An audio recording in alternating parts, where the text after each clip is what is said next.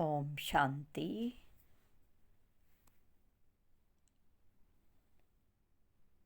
मुरली के मुख्य मुख्य पॉइंट सुनेंगे। अपने को आत्मस्थिति में स्थित करेंगे। अंदर में ये अनुभव करेंगे, फील करेंगे कि मैं आत्मा प्यारे मीठे शिव बाबा से मुरली सुन रही हूँ। बाबा मुझसे बात कर रहे हैं और मुरली को बहुत ही प्यार से सुनेंगे। साथ ही साथ अनुभव भी करेंगे। चित्र को देखेंगे, सामने चित्र को देखते रहेंगे, अनुभव करेंगे। तो सुनते हैं बाबा की मुरली। आज बाबा ने क्या कहा?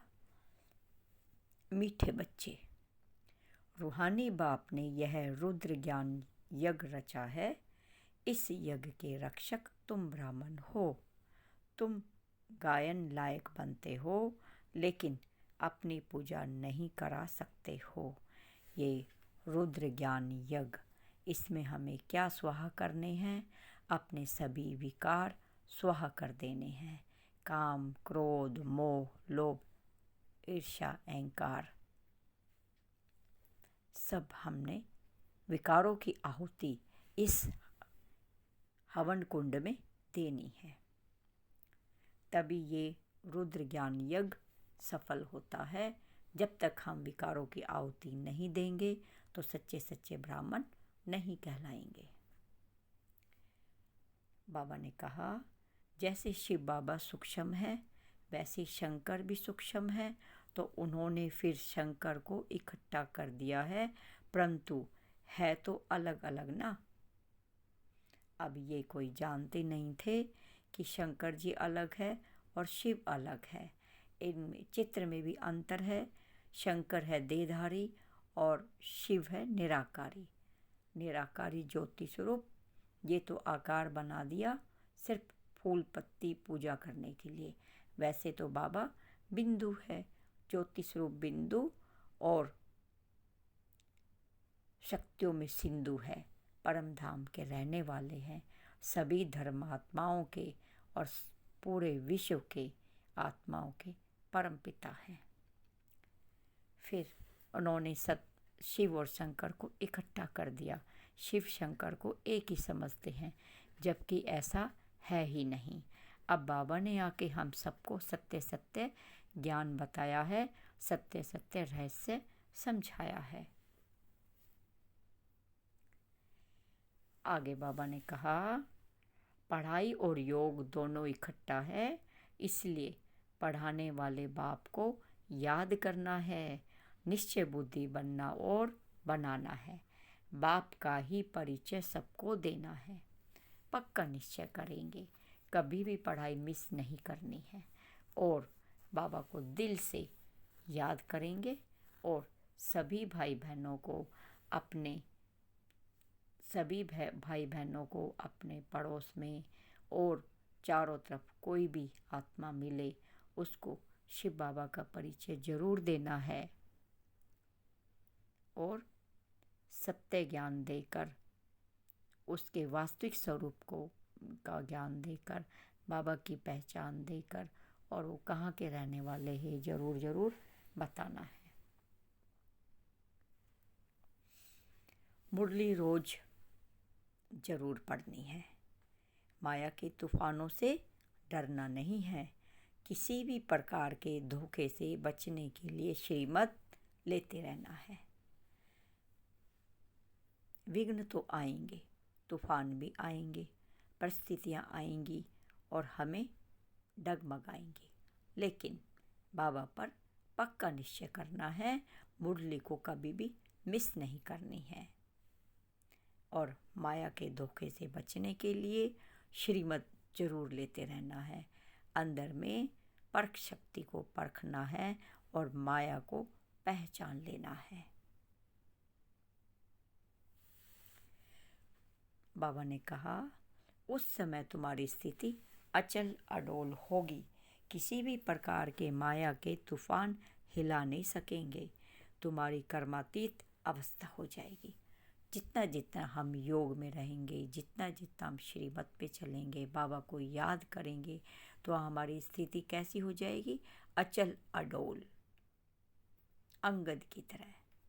तो कैसी भी परिस्थिति आए, कैसे भी तूफान आए माया के, हमें हिला ही नहीं सकेगी, क्योंकि हमारा दृढ़ निश्चय बाबा में हो जाएगा।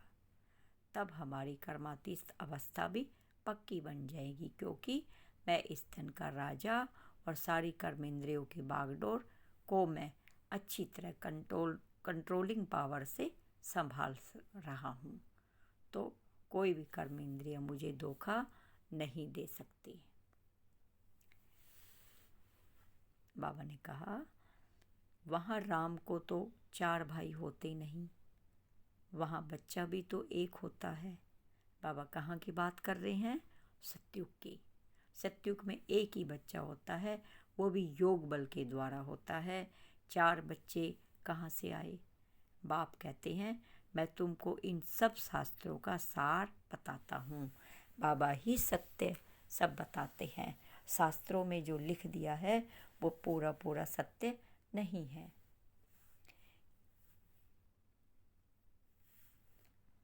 आगे बाबा ने कहा, बाप समझाते हैं, यह माया के तूफान, स्वप्न आदि सब आएंगे जब तक ज्ञान की पूरी प्रकाशता न आ जाए, कर्मातीत अवस्था हो।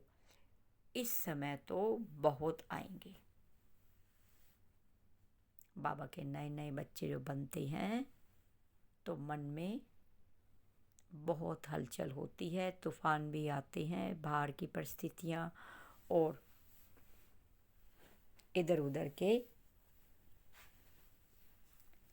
लोग भी बहुत कहेंगे और तुम्हें बाबा के ज्ञान से डगमगाने की कोशिश करेंगे। लेकिन हमें बाबा के पूरे ज्ञान की प्रकाष्ठा को समझ लेना है, तब कर्मातीत अवस्था हो जाएगी। और धीरे धीरे योग के द्वारा, राजयोग के द्वारा हमारे मन के सभी संकल्प विकल्प जो है वो शांत होते चले जाएंगे और मन में स्थिरता आती चली जाएगी। जो भी पॉजिटिव चल रहे हो, जो भी नेगेटिव थॉट चल रही होती है वो पॉजिटिव बनती चली जाएगी और हमारा चित्त शांत, खुश और एकदम लाइट, हल्का हो जाएगा। वरदान है, अकाल तख्त पर बैठकर कर्मेंद्रियों से सदा श्रेष्ठ कर्म कराने वाले कर्मयोगी भव। बाबा ने कितना अच्छा वरदान दिया है। बाबा रोज वरदानों से झोली भरते हैं। इन वरदानों को बाबा की बुक के पॉइंट्स मुरली के जो हैं उसको दिन में रिवाइज करना है, चलते फिरते मुरली के पॉइंट्स दोहराते रहना है और जीवन में प्रैक्टिकल धारण करना है और एक दो को मुरली के पॉइंट सुनाना है, भू भू करते रहना है, शंख ध्वनि ज्ञान की बजाते रहना है।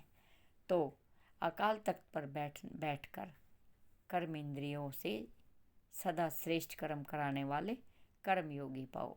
अकाल तख्त, मैं आत्मा इस तन का राजा हूँ और अपनी सीट पर स्थित होकर सारी कर्मेंद्रियों की बागडोर अपने हाथ में ले रखी है और कंट्रोलिंग पावर मेरे हाथ में है। इसलिए कोई भी कर्मेंद्रिया मुझे हिला नहीं सकती, कोई भी कर्मेंद्रिया मेरे को धोखा नहीं दे सकती, क्योंकि मैं आत्मा अपने सिंहासन पर स्थित हूँ। मैं इस तन का राजा हूँ और सभी कर्मेंद्रियों को चलाने वाला मैं ही मालिक हूँ। तो ये हमेशा ध्यान रहेगा, तभी हम कर सकेंगे। कोई भी मन में बात चलती है उसको तुरंत देखें और श्रीमत के अनुसार उसको चेंज करें। अच्छा, मीठे मीठे सिखी लदे रूहानी बच्चों प्रति माता पिता बाप दादा का याद प्यार, गुड मॉर्निंग और नमस्ते। हम रूहानी बच्चों की, रूहानी माता पिता बाप दादा को याद प्यार, गुड मॉर्निंग और नमस्ते नमस्ते। शुक्रिया बाबा, शुक्रिया। 1 मिनट बुद्धि से बाबा को याद करेंगे, परम धाम में जाएंगे। विदेही बन ज्योति स्वरूप बिंदु बन बाबा को टच करेंगे, बाबा से संपूर्ण शक्तियाँ लेंगे। संपूर्ण शक्तियाँ लेकर मैं आत्मा इस देह में आ रही हूँ और मुझसे चारों तरफ शक्तियाँ वाइब्रेट हो रही है और चारों तरफ का वातावरण बहुत शुद्ध और पवित्र बन रहा है। आभा मंडल बहुत ही प्योर होती जा रही हैं। अच्छा, ओम शांति। शुक्रिया बाबा, शुक्रिया शुक्रिया। चैनल को लाइक और सब्सक्राइब ज़रूर करें, ज़्यादा से ज़्यादा शेयर करें, कमेंट्स करें आपको कैसा लगता है। ये छोटे छोटे मुरली के पॉइंट्स हैं जो कि हमें बड़ी मुरली याद नहीं होती है, तो इन मुरली के पॉइंट्स को, बाबा की मुरली के पॉइंट्स को जितना हम मनन मंथन करेंगे अंदर में हमारे पक्के होते चले जाएंगे और जीवन में धारण कर सकेंगे हम। ओम शांति। शुक्रिया सभी भाई बहनों को, बहुत बहुत शुक्रिया। Thank you.